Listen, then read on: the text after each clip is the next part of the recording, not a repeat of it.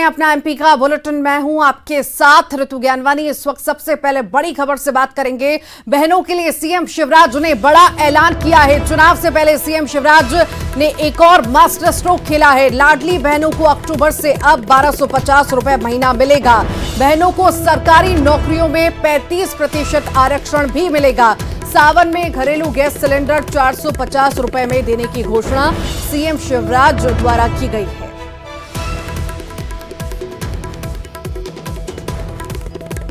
है और अब मैंने पैसे का इंतजाम कर लिया है और अब अक्टूबर से इस महीना तो कुल मिला के 1000 और 250 ये हो ही जाएंगे। अक्टूबर से अब बहनों के खाते में 1250 रुपया डाले जाएंगे।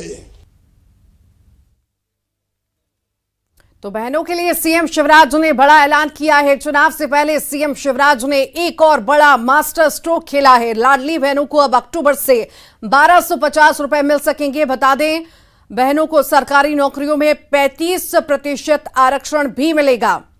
सावन में घरेलू गैस सिलेंडर 450 रुपए में देने की घोषणा मुख्यमंत्री शिवराज सिंह द्वारा की गई है।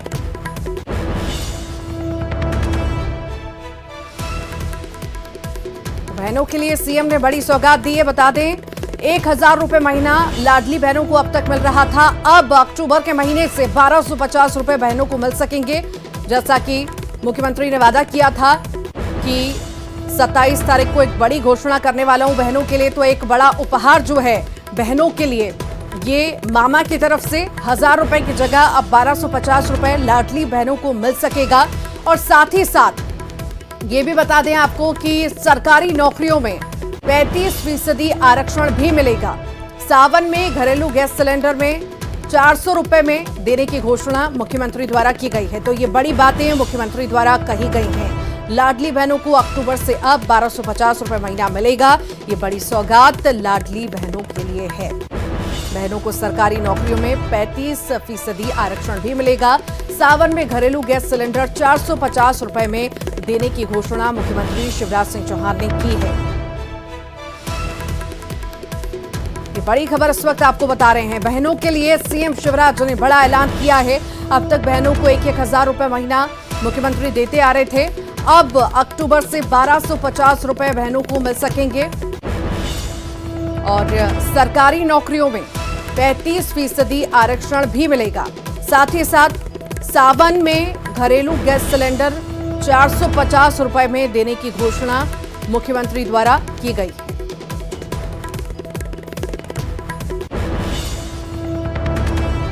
बहनों के लिए सीएम शिवराज ने बड़ा ऐलान किया है। अब 1250 रुपए बहनों को मिल सकेंगे। बहनों को लाभ मिल सकेगा। अब 250 रुपए जो हैं ऊपर से बहनों को मिलेंगे। और सरकारी नौकरियों में भी 35% आरक्षण मिलेगा।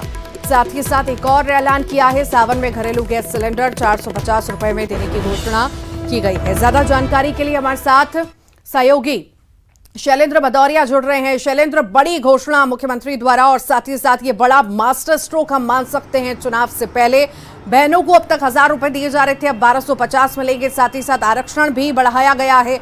वहीं देखें, गैस सिलेंडर की बात करें तो वो भी अब सावन के महीने में कम पैसों में मिलेगा।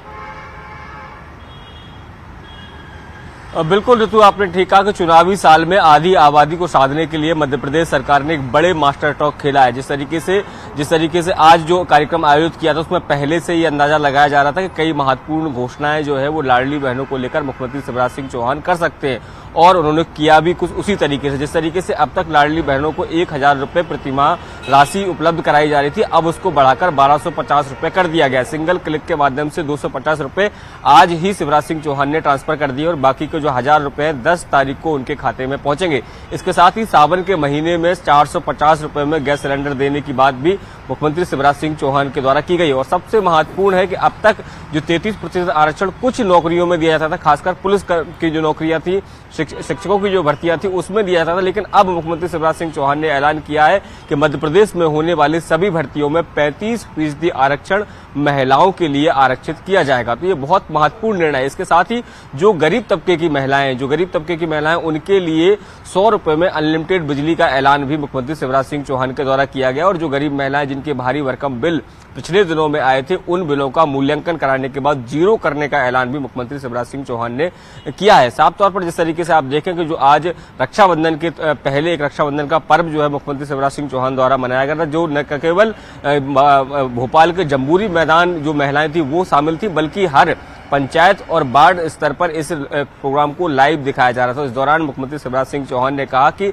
महिलाओं के सम्मान के लिए हमेशा काम किया है और आगे भी करते रहेंगे, लेकिन उन्होंने साफ किया है कि यदि आपको इसी तरह की सुविधाएं चाहिए और महिलाओं का सम्मान बना रहे तो उसके लिए बहुत आवश्यक होता है कि वह अपने प्यारे भैया यानी शिवराज सिंह चौहान का साथ दे। तो कहीं ना कहीं जो आधी आबादी को साधने को लेकर मध्य प्रदेश सरकार लगातार कई महत्वपूर्ण घोषणाएं कर रही है। हालांकि देखना होगा कि क्या चुनाव में वास्तव में इन घोषणाओं का कोई फायदा होता है या नहीं। जी ठीक, लौटूंगी आपके पास। आशुतोष पुरोहित भी हमारे साथ खरगोन से जुड़ गए हैं। आशुतोष, बड़ी सभा मुख्यमंत्री की हुई, साथ ही साथ उन्होंने महिलाओं को साधने के लिए बड़ी बड़ी घोषणाएं की हैं, साथ ही साथ हर महीने जो 1000 रुपए देने की बात थी अब वो 1250 होंगे। क्या कहती हैं वहां की महिलाएं आखिर?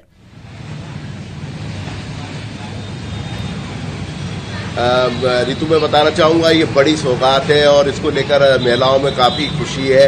और महिलाएं ये भी मान रही कि रक्षाबंधन के पहले सीएम शिवराज सिंह चौहान जो मामा भी कहे जाते हैं उन्होंने सौगात दी। हमारे साथ खुद कुछ महिलाएं मौजूद है, आइए उनसे ही जानते हैं कि किस प्रकार की सौगात है आज जो करती है वो 4,500 क्या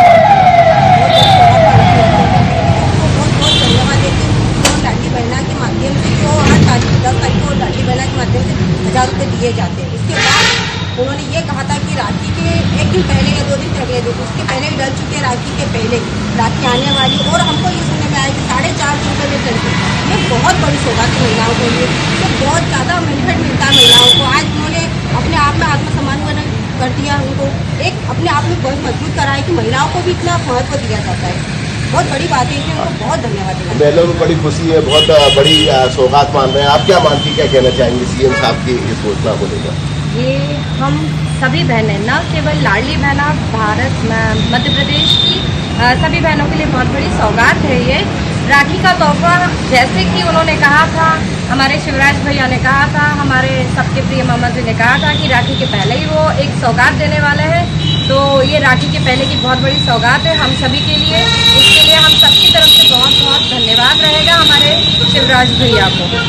तो देख सकते हैं आप ऋतु की महिलाएं जो काफ़ी खुश नजर आ रही हैं और वो सीएम शिवराज सिंह का आभार भी मान रही है। ऋतु जी ठीक, आप दोनों का ही बहुत बहुत शुक्रिया जानकारी को साझा करने के लिए। आगे बढ़ते हैं, भोपाल से बड़ी खबर की बात करते हैं। जन आशीर्वाद यात्रा की तैयारियां अब जोरों पर हैं। जन आशीर्वाद यात्रा को लेकर बैठक भी हो रही है। बैठक में चुनाव प्रभारी भूपेंद्र यादव, चुनाव अभियान संयोजक नरेंद्र सिंह तोमर शामिल हैं। जन आशीर्वाद यात्रा के संयोजक भूपेंद्र सिंह और बीजेपी प्रदेश अध्यक्ष वीडी शर्मा भी मौजूद हैं। सभी 5 जोन के संयोजक और सह संयोजकों के साथ बैठक हो रही है। यात्रा के फाइनल रूट को लेकर मंथन हो रहा है। धमतरी से बड़ी खबर की बात करेंगे। बोराई थाना क्षेत्र में पुलिस नक्सली मुठभेड़ हुई है। एक नक्सली के मारे जाने की खबर है। घटनास्थल से मिले हथियार और नक्सल सामान। बोराई क्षेत्र में सर्चिंग टीम के साथ मुठभेड़ हुई है। इलाके में नक्सली मूवमेंट की खबरें मिल रही थी। जानकारी के बाद सर्चिंग की जा रही थी। शनिवार शाम मुठभेड़ हुई थी।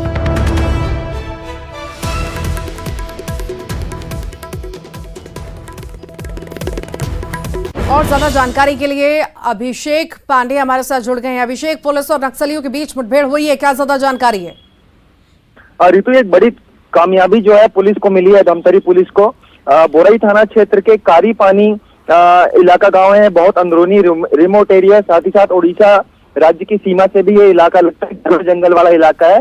यहाँ से लगातार पुलिस को नक्सली मूवमेंट की खबरें मिल रही थी और तब से पुलिस अपने मुखबिरों को अलर्ट करके रखी हुई थी और सर्चिंग भी की जा रही थी। कल शाम जब पुलिस सर्चिंग में निकली थी तो कारी पानी के पास पुलिस की टीम की नक्सलियों से मुठभेड़ हो गई। इस मुठभेड़ में एक नक्सली के मारे जाने की खबर है, साथ ही हथियार भी मौके से बरामद किए गए हैं। जो टीम सर्चिंग में गई थी फिलहाल वो लौटी नहीं है, उसके लौटने का इंतजार है। लेकिन इस बात की पुष्टि हो चुकी है कि एक नक्सली इस मुठभेड़ में मारा गया है और उससे हथियार बरामद किया गया है। साथ ही साथ इस मुठभेड़ की कामयाबी के बाद पुलिस ने अपने सारे मुखबिरों को और चौकन्ना कर दिया, साथ ही साथ सर्चिंग और बढ़ा दी गई है। रितु, ठीक, बहुत बहुत शुक्रिया।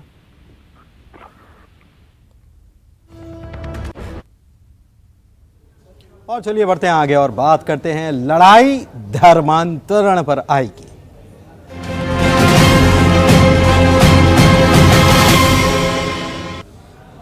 चलिए 23 की लड़ाई धर्मांतरण पर आई। किसकी बात कर रहे हैं हम बात कर रहे हैं छत्तीसगढ़ की, जिसको लेकर तमाम तरीके से निशाने साधे जा रहे हैं यहां की सरकार पर और साथ ही साथ मुख्यमंत्री पर। आरोप लग रहे हैं कि धर्मांतरण, अवैध रूप से धर्मांतरण जो है वो खूब फल फूल रहा है। दरअसल आपको बताएं कि विश्व हिंदू परिषद के अंतर्राष्ट्रीय कार्यवाहक अध्यक्ष आलोक कुमार ने छत्तीसगढ़ में अवैध धर्मांतरण के लिए प्रदेश की कांग्रेस सरकार और वहां के मुख्यमंत्री को जिम्मेदार बताया है और कहा है कि आदिवासी समाज के लोगों को बरगलाकर धर्मांतरण कराया जा रहा है। वहां की सरकार निष्पक्ष होकर कार्रवाई नहीं कर रही है। बजरंग दल इसके खिलाफ बड़ा अभियान चलाने जा रहा है। अभी हमारे साथ हैं विश्व हिंदू परिषद के कार्यकारी अध्यक्ष आलोक कुमार जी। सर, छत्तीसगढ़ में लगातार अवैध धर्मांतरण बढ़ता जा रहा है, क्या कहेंगे? ये चिंता की बात है और ये अवैध धर्मांतरण लालच से होता है। ये अवैध धर्मांतरण भय और धोखे से भी हो रहा है। वहाँ के ईसाई मिशनरी इन चीज़ों में निपुण हो गए। छत्तीसगढ़ के पड़ोस के मध्य प्रदेश में अभी एक कोर्ट का भी निर्णय आया है। 2 साल की सजा दी है पादरी को, क्योंकि पादरी ने ये कहकर धर्मांतरण कराने की कोशिश की कि तुम ईसाई बन जाओगे तो तुम्हें बच्चों की पढ़ाई फ्री करा देंगे और तुम्हारा सबका इलाज भी मुफ्त हुआ करेगा। इस तरह का कानून छत्तीसगढ़ में क्यों नहीं लागू होना चाहिए ठीक से? इस तरह के लालच से जो धर्मांतरण होता है वो अंतरात्मा का परिवर्तन नहीं होता, वो बाहरी होता है।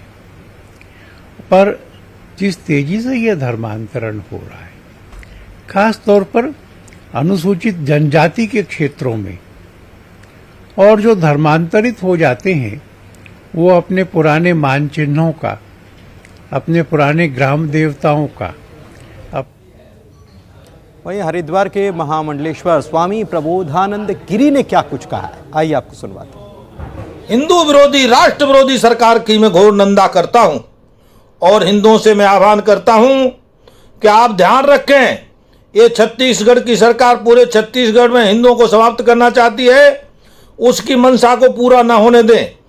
और मैं आप सबसे हिंदुओं से आग्रह करता हूं, आप सब उठ खड़े हो जाएं, क्योंकि छत्तीसगढ़ में कांग्रेस की सरकार ने एक ही लक्ष्य रखा है कि छत्तीसगढ़ हिंदू मुक्त हो और वहां पर मुसलमान युक्त हो, ईसाई युक्त हो। चलिए बढ़ते आगे और बात अयोध्या की कर लेते हैं। अयोध्या के संत जो हैं वो भी छत्तीसगढ़ में धर्मांतरण का जो कुचक्र चल रहा है उसका आरोप वे लगा रहे हैं, नाराजगी जाहिर कर रहे हैं बघेल सरकार पर की कार्यशैली पर सवाल खड़े कर रहे हैं और प्रदेश में हो रहे धर्मांतरण पर कड़ा रुख अख्तियार करने की मांग कर रहे हैं। संतों ने एक सुर में केंद्र से भी मामले में संज्ञान लेने की बात कही है। संतों का कहना है कि धर्मांतरण की घटनाएं जिस तरह से बढ़ रही हैं उसे देखते हुए छत्तीसगढ़ में तत्काल प्रभाव से राष्ट्रपति शासन लगा दिया जाए और धर्मांतरण के लिए कठोर कानून बनाया जाए। धर्मांतरण करने वाले लोगों की नागरिकता भी समाप्त की जाए। के लिए यही है कि अपने अपने धर्म के अनुसार यदि वो धर्म का पालन करते हैं तो निश्चित है उसमें उनको फल मिलता है, लाभ मिलता है। इसलिए डिम्पल यादव जो कह रहे हैं ठीक है और उनके पार्टी के और सभी लोगों को इस प्रकार से सोचना चाहिए। और जहाँ तक राजनीति की बात है तो राजनीति में बहुत कुछ लोग बोलते रहते हैं। आज छत्तीसगढ़ में उन्हीं की सरकार है, तो जहाँ जहाँ ह्यूम के संगठन अर्थात कांग्रेस की सरकार है, वहाँ धर्मांतरण, बलात्कार, अराजकता, उत्पात और उन्माद ये तो होना ही होना है, स्वाभाविक है, क्योंकि ये इनका पैतृक लक्षण है। अगर ऐसा करेंगे नहीं तो कैसे लोगों को गुमराह करेंगे। ये गुमराह करते हुए तो ये 70 साल तक इन्होंने राज किया। धर्मांतरण पर केंद्र सरकार को हस्तक्षेप की जरूरत है। एक ऐसा कानून लाए कि धर्मांतरण करने वालों की नागरिकता समाप्त हो। देखिए, जहाँ जहाँ कांग्रेस की सरकार है वो अपनी सह पर ऐसे लोगों का लालन पालन और पोषण कर रहे हैं जो धर्मांतरण बढ़ाते हैं, लव जिहाद और इत्यादि चीज़ों पर जिनका ज़्यादा फोकस रहता है। जनता की बातों पर, जनता के विकास के मुद्दों पर कोई काम नहीं करते हैं। और कांग्रेस की जब केंद्र में सरकार थी तो न सिर्फ एक राज्य बल्कि संपूर्ण भारत में इन्होंने बहुत तेज़ी से धर्मांतरण कराया लोगों। और छत्तीसगढ़ में हो रहे धर्मांतरण पर वाराणसी की अखिल भारतीय संत समिति ने भी कांग्रेस को जमकर खरी खोटी सुनाई है। सुनिए। जिस प्रकार अर्बन नक्सलियों ने पूरे छत्तीसगढ़ को नक्सल कमांड के अंदर ले लिया था, धीरे धीरे अब मुक्त हुआ है, तो नक्सली भी चर्च के द्वारा ही प्रायोजित हैं। इसलिए छत्तीसगढ़ में धर्मांतरण का मुख्य एक कारण यह भी है। और वहां पे वर्तमान की सरकार के बारे में, कांग्रेस के बारे में अखिल भारतीय संत समिति का इतना ही मत है कि इनकी जो AICC है, ये ऑल इंडिया कांग्रेस कमेटी नहीं, ऑल इंडिया चर्च कमेटी है।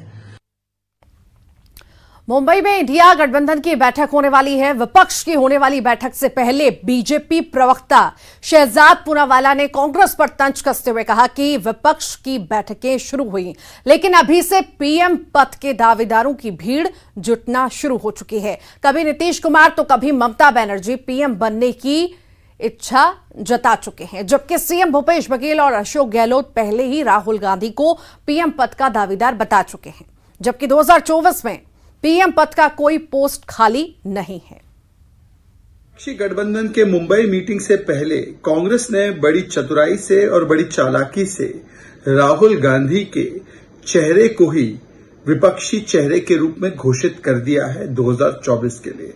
चाहे वो भूपेश बघेल हो, चाहे वो अशोक गहलोत हो, दोनों ही प्रथम परिवार की सहमति और कांग्रेस पार्टी के आग्रह पर ये लगातार बताए जा रहे हैं कि राहुल गांधी ही 2024 में विपक्षी चेहरा होंगे प्रधानमंत्री के लिए, कि वही चेहरा होंगे प्रधानमंत्री रेस में। हालांकि प्रधानमंत्री पद के लिए 2024 में कोई वैकेंसी नहीं है, परंतु इस बयान के कई मायने हैं। जबकि आम आदमी पार्टी ने सीधे सीधे ऑन रिकॉर्ड ऑफिशियली कह दिया है कि तीसरी बार भी राहुल गांधी को चेहरे के रूप में प्रोजेक्ट नहीं किया जाना चाहिए। राहुल गांधी के विषय में क्या क्या राय तृणमूल कांग्रेस से लेकर अलग अलग लोग रखते हैं, ये भी सामने आ चुका है। नीतीश कुमार जी की पार्टी तृणमूल कांग्रेस आए दिन अपने नेताओं के चेहरे को आगे करने की कोशिश भी करती रहती है। बिहार के कोई मंत्री हो, तृणमूल का कोई सांसद हो, वो अपने अपनी दावेदारी ठोकते हैं और उसके बीच में सीधे सीधे यूनिलैटरली और कैटेगोरिकली कांग्रेस ने टर्म्स एंड कंडीशन सेट कर दिया है कि अगला चेहरा तो राहुल गांधी ही होंगे। अब पता नहीं कि क्या होगा।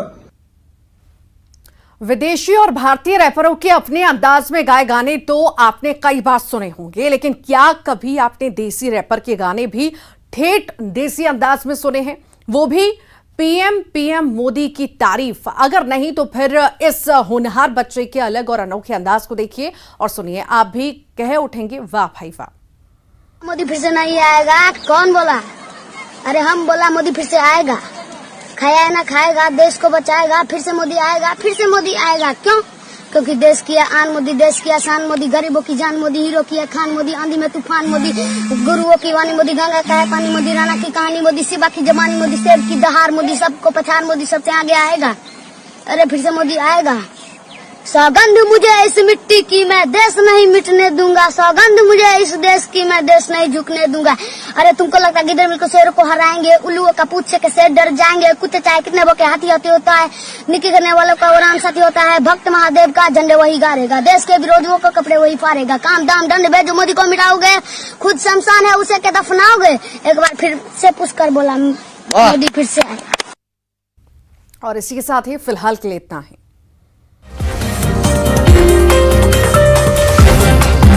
पर रेप का आरोप महिला को